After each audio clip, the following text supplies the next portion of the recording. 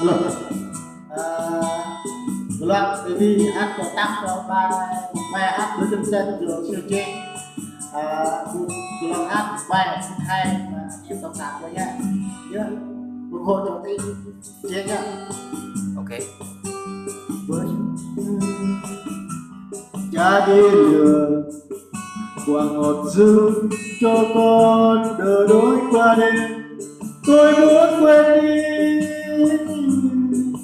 đôi giấc chờ.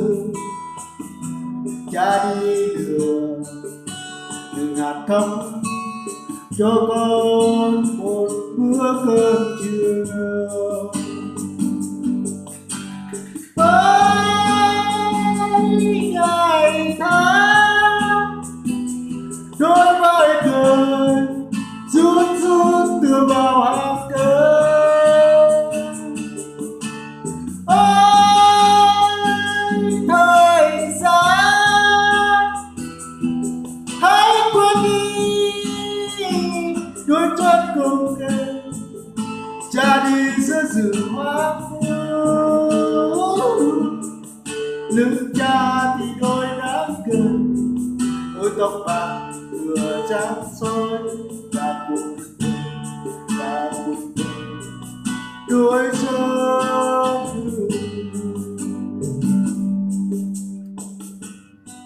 Chào anh em nha, hát cũng được anh em thông cảm xuống nhé. Bây giờ cô Long hát đang cho siêu trên thôi, không biết hát nhớ ủng hộ siêu trên nhé.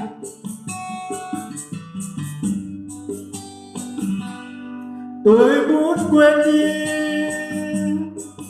tháng với ngày cha đi đường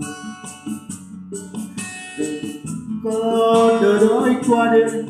Tôi muốn quên đi đôi giấc chờ cha đi đường từng hạt thơm cho con một bữa cơm trưa.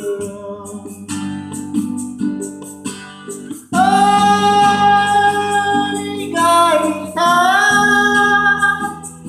trôi vai cơn rút rút từ vào hàng cơn. Ôi thời gian hãy quên đi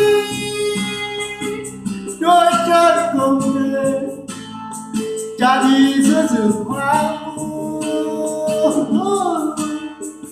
Lưng cha trên đôi nắng rừng đôi tóc bạc tựa sáng soi cả cuộc đời và cả đôi chân rừng.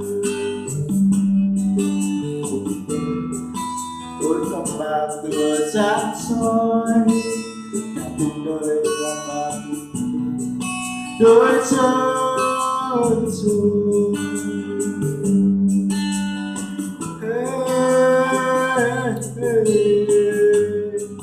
Điều theo thành toàn phương mặt nhau.